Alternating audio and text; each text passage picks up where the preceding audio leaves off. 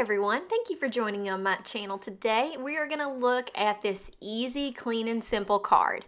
I often find clean and simple cards a challenge, not to add too much to the card, and I feel like this one turned out really good, and I used a lot of different techniques that may not be obvious just by looking at it. So I wanted to take you through step by step at what I did to create it, and I want to make sure that if you hadn't done it yet, that you hit the like button and subscribe. 80% of people on my channel that watch videos are not subscribed. It doesn't cost you anything and it helps me so much. Please do that for me. Thanks so much. Let's get right into this video.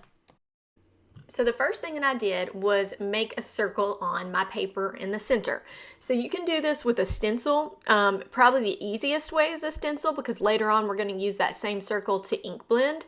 But right now we're just making an outline of this circle because I want to add some extra dimension to the front of this card, and I'm going to do that before I start ink blending. So I'm using my We Are Memory Keepers The Works tool because it has this large scoreboard. And then I'm going to also use a pencil bone folder. So the difference in a pencil bone folder and a regular bone folder is the tip. It has a sharper, more pencil-like end to it, which makes making stripes very easy. One nice thing about using a scoreboard is you can measure and kind of move your paper down the edge so that you get the exact same stripes. So I think I did 1/4 inch stripes on all of mine, and I just slowly move it over to the numbers. So I've got 1/4, I go up to a half, and then I'm just going to keep doing that for the whole front of this page. And the more you press down, the deeper those indentions and marks are, and you can see them a little bit better. I know those are difficult to see on this video, but it's going to make the front of the card just have that extra little bit of detail that even though it's a clean and simple card, it just looks so nice. Now granted, you could just ink blend and leave this whole front plain, but I just love adding little extra things. I don't know, they just make me happy. So when I'm scoring these lines like this, I think I did most lines twice, or just tried to adjust my pressure so the pressure was very similar. And then when I get to my pencil line, I want to make sure that I'm not scoring inside the pencil line, because remember, we are going to go and ink blend there. So I just go to the edge of the circle and back up, and I'm going to do that again. It gets a little harder down here because you need to make sure you got your measurement correct, but once you do that, so I'm not pressing down here, I'm just kind of drawing my line to where my next measurement is so that I can get that area. And you know, once I figured it out, I was like, oh, okay, it's just a couple of these little dots. I can go across and keep the same measurement, because with stripes you want them to be straight and you want them to be even. So I want to show you how this turns out. I skipped ahead so you didn't have to watch me draw every single line, but look at how cool that looks. It's going to be awesome. So now I'm going to go back and I'm going to attach my stencil. I'm going to erase my pencil line. I really love this white eraser. I'll make sure I include it in the description. This one's not one of the sand erasers. It's just a really good eraser by that same company that makes the mono sand. This is a mono white, I believe. I'll make sure to put it in the description for you. But I went and I got all the pencil lines off because I don't want a chance of inking and it inks over the pencil line and I can't get it erased without messing up my ink blending. So once this is done, I use a piece of washi tape to hold the white paper down, and then I use several pieces to hold my stencil down. This waffle flower media mat holds things in position pretty well, but this is so exact. I mean, I need to go to the edges of those scored lines. I need to make sure that I've got my ink there. So I wanted to be extra cautious and use some washi tape with it. So the way that I make my scene is I take the little character that I'm going to use, and I know that I want it to be standing on grass. So I put the character there and try to decide about how far up it would be standing. And then I take some Post-it note tape and I use this as where my ledge of grass is going to be. So what I'm going to do first is blend the sky. I usually go back and double check that line, make sure I've got it even and that it is definitely level. So I'm going to check that with the T ruler. So next I'm going to start our ink blending. I'm going to use tumbled glass and broken china. So broken china is going to be my darker layer and tumbled glass will be my lighter layer, and these look really good together. I'm going to use brushes to do my ink blending. I really prefer brushes. I feel like it's easier on my hand and arm than using some of those pads and things like that. Those really are great at laying down a lot of color, but if I don't need a super saturated thing, I'm going to try to use my brushes.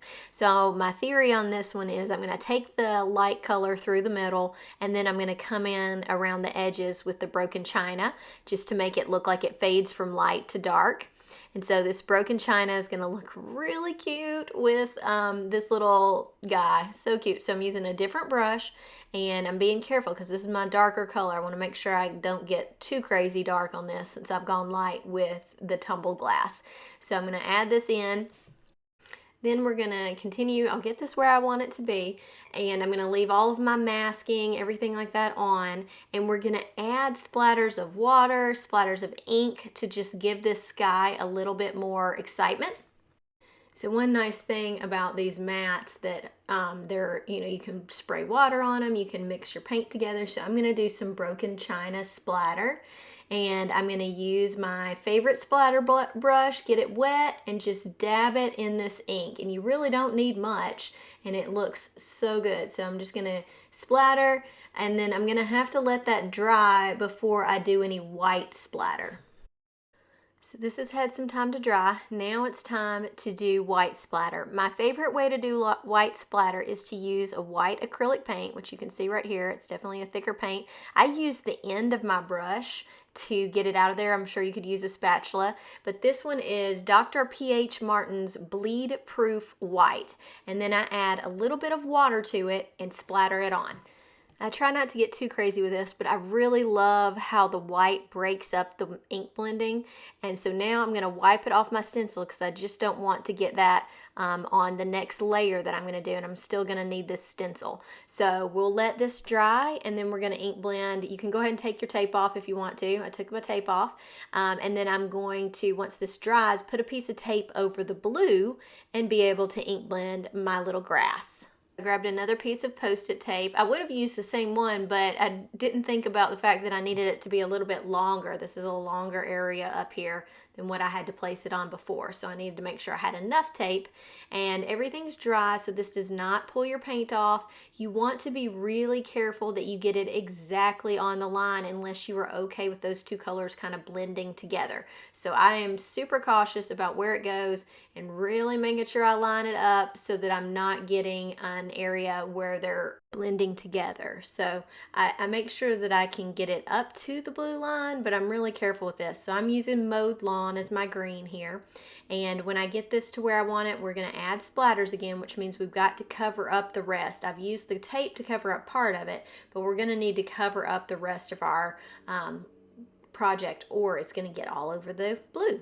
So I put a piece of scrap paper above this, and the nice thing, you can retape that. You could lift up edges of your tape, but I just used some extra Post-it note tape and tape it down, so I've got it covered. I'm going to use the Mowed Lawn again. Like I said, you don't need very much. You could use a re-inker for this if you wanted to. I usually just squish the ink pad down on my waffle flower media mat and add water, and then I start my splatter. And I also add the white acrylic. So I've got to let this dry, and then I'll add white acrylic, and then we'll move on. And who doesn't love a good stencil reveal? This is almost as exciting to me as like watching heat embossing heat up. So I'm going to slowly peel all these layers off, and we're going to pull it off and show you how awesome this card looks. Sometimes I just want to keep it just the way it is because it looks so cute. So I've got this off. You can see that made that perfect circle. Can still see my score lines, which is good. I didn't flatten them out in any way. And then now I'm just going to take this piece of tape off and show you how I blended right in the middle here. So look, I got my two lines. They match up perfectly. Yay. That's always a little worry when you're doing that. Make sure you got it right.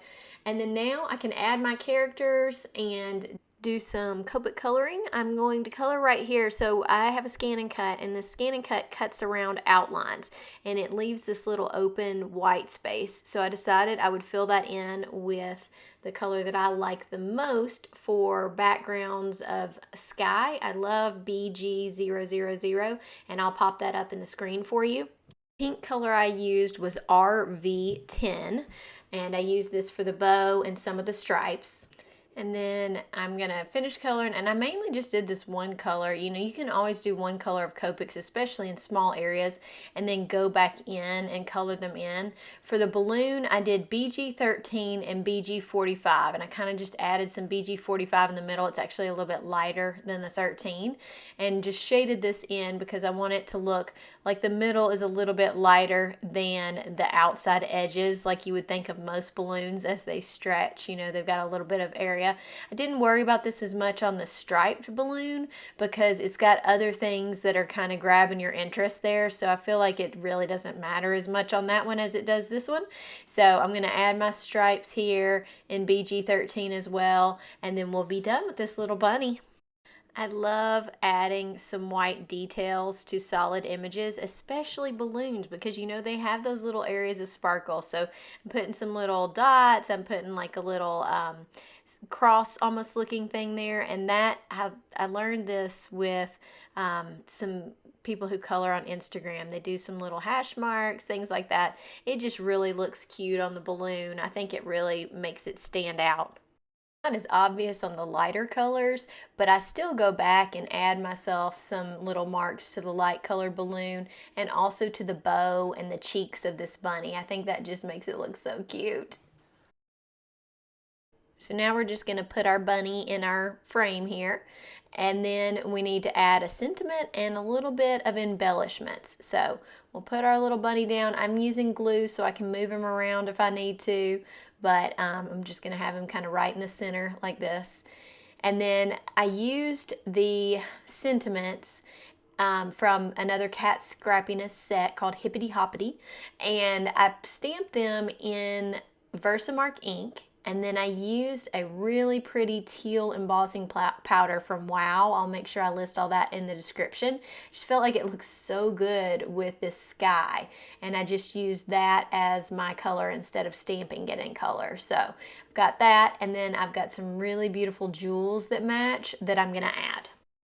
These are called Aqua AB jewels. I don't know what the AB is for, but these are jewels, so they look like they would be all around would be shaped, but they've got a flat back, which makes it easy to put these down. And I'm using a Studio Katia embellishment tool just to help pick them up and get them in the right place. I always use liquid glue with this so that I can move them around, and this tool has a wax end and then it's got this little pointy end. So if I want something to be spaced slightly different with the liquid glue, or if I want to hold it down, I can use that tiny point, which is kind of nice. So let me show you what all this looks like finished.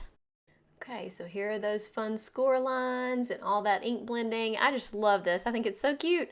I hope you enjoyed this card. Everything that I use will be linked in the description below. Those links do give me a small commission, but do not cost you anything. So if you're going shopping today, make sure you use those. I would appreciate it so much. And if you haven't taken the time yet, make sure to hit that subscribe and like button. And if you're interested in getting all of my videos on time, you hit the notification button and it'll let you know when I drop a new one, which is usually at least every week, if not multiple times a week. So I had so much fun having you here today. I hope you enjoyed this video, and I can't wait to see you again on the channel. Have a great day. Bye.